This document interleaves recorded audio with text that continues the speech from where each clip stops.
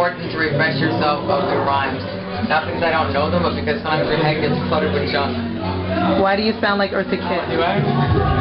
Do I? That's funny. I wanna be the... Yeah, that's where it is. Yeah. It's right here. Right. I go Okay. But you know what I mean? And then bam, girl, bam. Oh yeah. Right. Okay. So I'll do the verse now. And let me play with them a little bit. Like, don't do it so quickly. Live and direct at the Opera House, which is like a staple in hip-hop history in Toronto. Do you have any memories of Opera House? I don't remember the first time I performed at Opera House, but I performed here so many times I lost count. I know the names of the sound man and the monitor man. They see me, they're like, hey, how's it been a while? How you been? And, you know, the rest. It's beautiful. Opera House is like, it's actually, I'm very honored to have a headlining show for my release party at Opera House. Because legends have come out here, for sure. Now, you're based in New York. Back in the day when you chose to make that move, why was that? What was that like? Because I know that Canadians were a lot more welcoming, and Canada, you know, was a lot more, I guess, open and exposed to diversity and close points. I agree.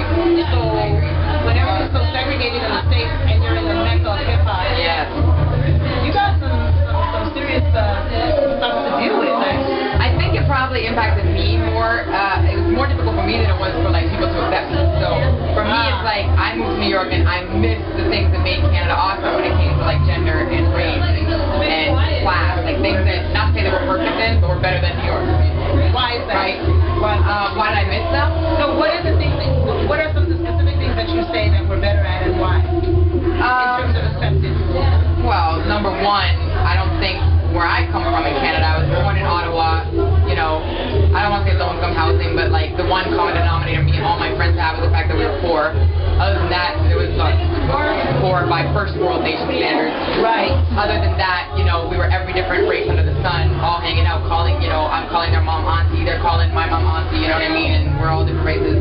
That doesn't happen. I don't see that happen in the States. People aren't raised in the same communities to even know each other to do that.